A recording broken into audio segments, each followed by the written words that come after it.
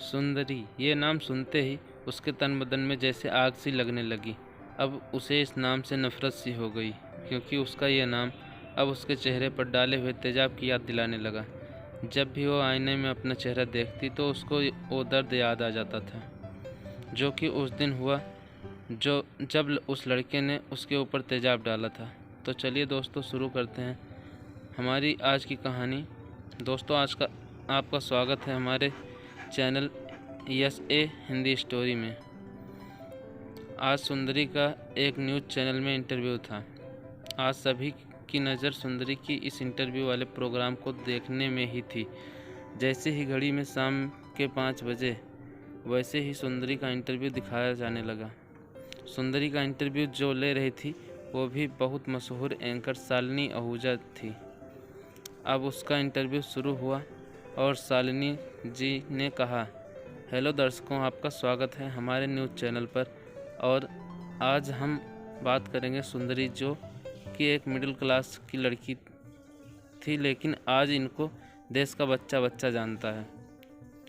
तो सुंदरी जी, आज आप अब हर दिल की धड़कन हैं और आज आपके गीत हर किसी की ज़ुबान पर हैं। वैसे तो आपके बारे में हर कोई जानता है, लेकिन आज हम आपकी सफलता की कहानी जानना चाहते हैं कि आपके साथ उस लड़के ने इतना गलत किया, उसके बाद आप डिप्रेशन में भी चली गई थी, तो आप उससे कैसे उभरी और क्या आप हमारे दर्शकों को इस बारे में कुछ बता सकती हैं? सुंदरी ने कहा, मैं अपने माता पिता की अकेली संतान हूँ। मेरे पिता एक सरकारी कर्मचारी हैं। जब मैं 10 साल की थी तब मेरी माँ की मृत्यु हो गई।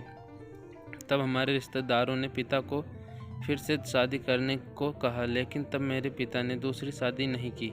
उन्होंने कहा कि अगर मैं दूसरी शादी कर ली तो सौतेली माँ मेरी बेटी के साथ कैसा व्यवहार करेगी, इसका कुछ अंदाज़ा नहीं है। अगर उसने मेरी बेटी के साथ सौतेला व्यवहार किया तो मैं सहन नहीं कर सकूँगा, इसलिए मैं दूसरी शादी नहीं करूँगा।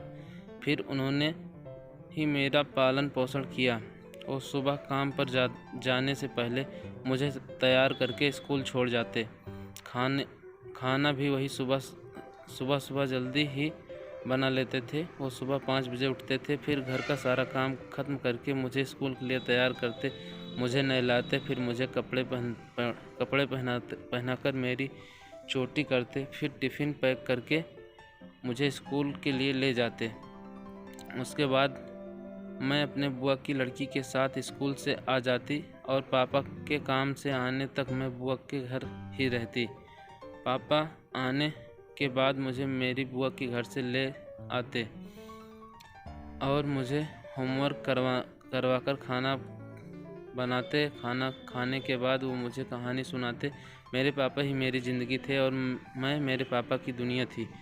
इस तरह मैंने अपना स्कूल पास किया और कॉलेज में जाने के लिए तैयार हो गई। मेरे पापा मुझे इस काबिल बनाना चाहते थे कि मैं किसी पर डिपेंड नहीं रहूं, हमेशा सेल्फ इंडिपेंडेंट रहूं। यही मेरा पापा की इच्छा थी। फिर मैंने कॉलेज ज्वाइन कर लिया और साथ ही मैंने एक पार्ट टाइम जॉब भी शुरू कर दी, जिससे मेरे कॉलेज का खर्चा निकलने लगी।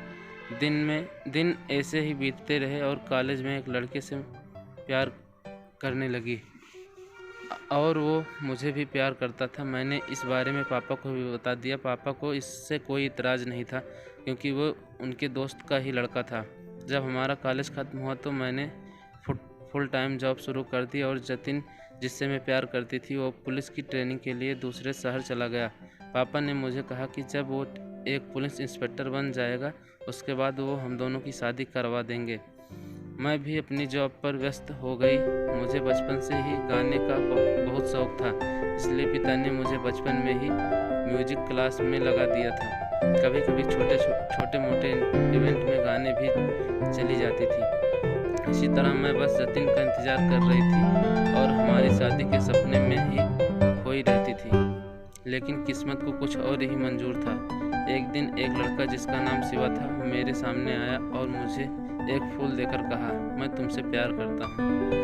दोस्तों, कहानी काफ़ी लंबी हो जाएगी, इसलिए कहानी का दूसरा पार्ट देखने के लिए हमारे चैनल को सब्सक्राइब करें। वीडियो देखने के लिए बहुत बहुत धन्यवाद।